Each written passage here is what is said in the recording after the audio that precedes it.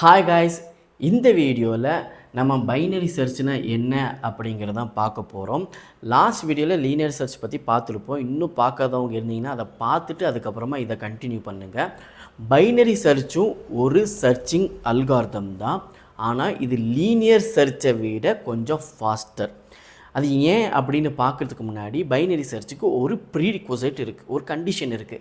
இந்த அரே வந்து சார்ட்டடாக இருக்கணும். ஒன்று அசெண்டிங்கில் சார்ட்டடாக இருக்கணும், இல்லாட்டினா டிசெண்டிங்கில் சார்ட்டடாக இருக்கணும். ஓகே, சார்ட்டடாக இருந்தால் மட்டும்தான் நம்மளால் பைனரி சர்ச் பண்ண முடியும். ஃபார் எக்ஸாம்பிள், இங்கே வந்து நான் இந்த 6 கண்டுபிடிக்கணும். ஓகே, இந்த 6 வேல்யூ 6 கண்டுபிடிக்கணும். ஓகே, இதை வந்து நான் லீனியர் சர்ச்சாக இருந்தால் எப்படி பண்ணியிருப்பேன்னா 1 by 1 இப்படி செக் பண்ணிகிட்டே போவேன். ஸோ அதான் லீனியர் சர்ச். பைனரி சர்ச்சை பொறுத்த வரைக்கும் நான் இதை வந்து ஃபஸ்ட்டு அரேவை 2ஆக டிவைட் பண்ணிடுவேன். ஓகே, ஹாஃபாக 2ஆக டிவைட் பண்ணிவிட்டு லெஃப்ட் சைடில் இருக்கா ரைட் சைடில் இருக்கான்னு செக் பண்ணுவேன்.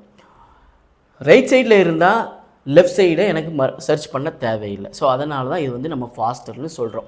ஃபார் எக்ஸாம்பிள், நான் சொன்ன மாதிரி இப்போ நான் இந்த 6 கண்டுபிடிக்கணும். பைனரி சர்ச்சில் எப்படி பண்ண போகிறோன்னா ஃபஸ்ட்டு இதை 2ஆக டிவைட் பண்ணணும், ஹாஃபாக. ஸோ எப்படி பண்ணுறதுன்னா, இப்போ இதோடைய இண்டெக்ஸ் வந்து 0ல் ஸ்டார்ட் ஆகுது, 6ல் முடியுது. இப்போது நான் 0 + 6 டிவைடட் பை 2 பண்ணிட்டேன்னா கரெக்டாக அதோடைய ஹாஃப் என்னன்னு கிடச்சிரும். ஓகே, ஸோ இதோடைய ஹாஃப் என்ன 3, கரெக்டாக தேர்ட் இண்டெக்ஸ் தான், அதாவது தேர்ட் இண்டெக்ஸ் தான் இதோடைய ஹாஃப். இப்போ நான் என்ன பண்ண போகிறேன்னா, இந்த 6 இருக்குல்ல, இந்த 6 வந்து தேர்ட் இண்டெக்ஸில் இருக்கான்னு செக் பண்ண போகிறேன். ஓகே, இங்கே செக் பண்ணி பார்த்தோம்னா இங்கே 4 தான் இருக்குது. ஸோ அதனால் நம்மளுக்கு கிடைக்கல, அதாவது தேர்ட் இண்டெக்ஸில் 6 கிடையாது.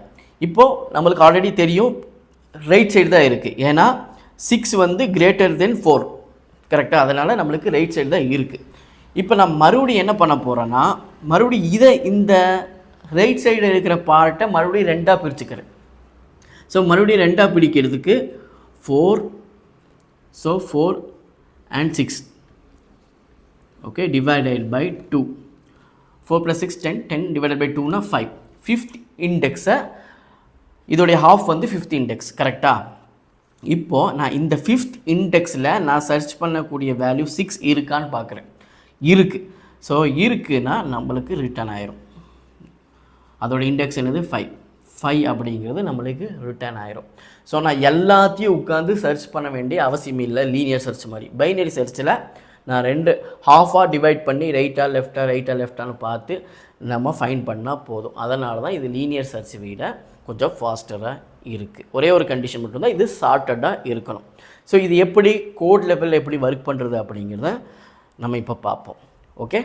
ஓகே கைஸ், இது எப்படி நம்ம கோட் லெவலில் இம்ப்ளிமெண்ட் பண்ணுறதுன்னு பார்ப்போம். ஸோ அதே மாதிரி இப்போ நான் இங்கே வந்து 6 கண்டுபிடிக்கணும். ஓகே, என்னுடைய டார்கெட் வந்து என்னென்னா 6 கண்டுபிடிக்கிறது. ஓகே, இப்போ நான் என்ன பண்ணியிருக்கேன், இங்கே ஒரு ஃபங்க்ஷன் எடுத்திருக்கேன் பைனரி சர்ச்சுன்னு சொல்லி. இப்போ இங்கே இந்த அரேவை பாஸ் பண்ண போகிறேன். ஓகே, இந்த எண்ணை பாஸ் பண்ண போகிறேன். என்னோடய டார்கெட் என்னது 6, கரெக்டாக. இப்போது நான் என்ன பண்ண போகிறேன்னா, லெஃப்ட் வந்து 0ல் வச்சுக்கிறேன். லெஃப்ட்னா என்னது, இந்த 0th இண்டெக்ஸ். ஓகே, நான் வந்து இப்போது ஹாஃப் கண்டுபிடிக்கணும். ஸோ அதனால் ஃபஸ்ட்டு லெஃப்ட்டை வந்து 0ல் வச்சுக்கிறேன். ஓகே, என்னோடய இண்டெக்ஸ்.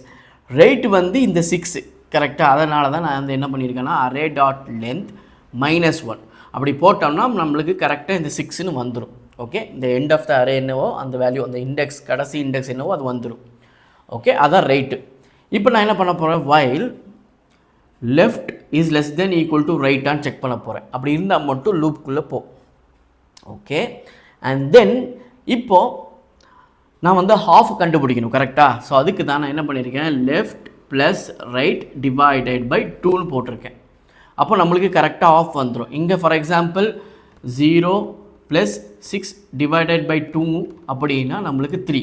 ஸோ இந்த ஆன்சர் வந்து 3 வந்து நம்மளுக்கு இங்கே மிட்டில் ஸ்டோர் ஆயிரும். மிட்டில் என்னது ஹாஃப், கரெக்டாக மிட்டில் ஸ்டோர் ஆயிரும்.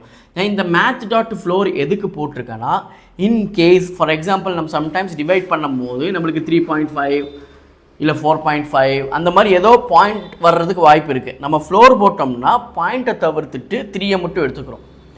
ஓகே, ஸோ அந்த பாயிண்ட்டை தவிர்க்கிறதுக்கு தான் நம்ம இந்த ஃப்ளோரை போட்டிருக்கோம். அதாவது வெறும் இந்த வேல்யூ மட்டும் கொடுக்கும்.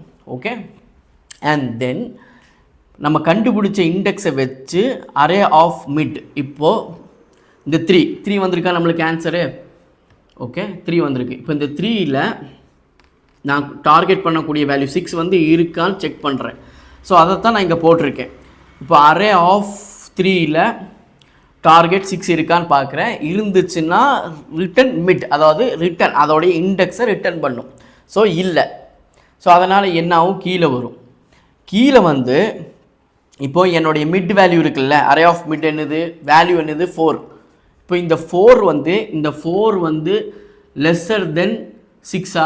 ஆமாம். அப்படின்னா அதாவது நம்மளுக்கு வேல்யூ கண்டுபிடிக்க வேல்யூ வந்து ரைட் சைடில் இருக்குது, கரெக்டாக? ஸோ அதனால தான் நம்ம என்ன பண்ணுறோன்னா மிட்டோட வேல்யூ என்னது 3 + 1 = 4. இப்போ லெஃப்டோட வேல்யூ என்னவா இருக்குது, 4 இருக்குது. ஸோ நெக்ஸ்ட் நம்ம இங்கே 4லேருந்து கண்டுபிடிச்சா போதும், கரெக்டாக? நமக்கு லெஃப்ட் சைடு வேண்டாம். ஸோ இப்போ லெஃப்டோட வேல்யூ என்ன இருக்குது, 4 இருக்குது. அண்ட் தென் மறுபடியும் நம்ம என்ன பண்ண போகிறோன்னா 4 + 6 ÷ 2, ஸோ 5, கரெக்டாக? 4 + 6 ÷ 2னா 10 ÷ 2 5 வருது நம்மளுக்கு ஆன்சர். அப்போது இப்போ மிட்டோட வேல்யூ என்னவாக இருக்குது, மிட்டோட வேல்யூ நம்மளுக்கு வந்து 5ஆக இருக்குது, கரெக்டாக? இப்போ மிட்டோட வேல்யூ வந்து 5ஆக இருக்குது. இப்போ அரே ஆஃப் 5th இண்டெக்ஸில் என்ன இருக்குது, வேல்யூ 6 இருக்குது. அப்போது நம்ம கண்டுபிடிக்க வேண்டிய வேல்யூ என்னது, 6 தான். இப்போ 6 = டார்கெட் 6. ஸோ நம்மளுக்கு வந்து ஆக்சுவல் கண்டிஷன் மீன்ஸ் ட்ரூ ஆயிடுச்சு. ட்ரூ ஆனனால ரிட்டன் மிட்னா the index of the mid, இந்த 5 அப்படிங்கிறது ரிட்டர்ன் ஆகுது. அதாவது 5th இண்டெக்ஸில் தான் எனக்கு அந்த 6 இருக்குது அப்படிங்கிறத நம்ம ரிட்டர்ன் பண்ணிட்டோம். ஓகே. ஒருவேளை இந்த எதுவுமே நம்ம ஃபார் எக்ஸாம்பிள் நம்ம கொடுத்த வேல்யூ 10ன்னு இருக்குன்னு வச்சுப்போம். இந்த அறையில் 10ஏ இல்லை. இப்போ 10ஏ இல்லாதப்போ அது ஃபைன் பண்ணி பார்க்கும். 10 இல்லை அப்படின்னா ரிட்டன் -1 பண்ணிடும். அதாவது நம்மளுக்கு கொடுத்த வேல்யூ டார்கெட் வேல்யூ கண்டுபிடிக்க முடியல, 10 அப்படிங்கிறது இல்லைன்னு சொல்லி -1ன்னு நம்மளுக்கு ரிட்டர்ன் பண்ணிடும். இருந்துச்சுன்னா ஃபைன் பண்ணி அதோட இண்டெக்ஸை நம்மளுக்கு ரிட்டர்ன் பண்ணிடும், இந்த மாதிரி. ஓகே. ஸோ உங்களுக்கு புரிஞ்சிருக்கும்னு நினைக்கிறேன். இந்த மாதிரி டேட்டா ஸ்ட்ரக்சர் அண்ட் அல்காரிதமுக்கு கண்டிப்பாக என்னை ஃபாலோ பண்ணிக்கிங்க. நெக்ஸ்ட் வீடியோவில் சந்திக்கிறேன். பாய்.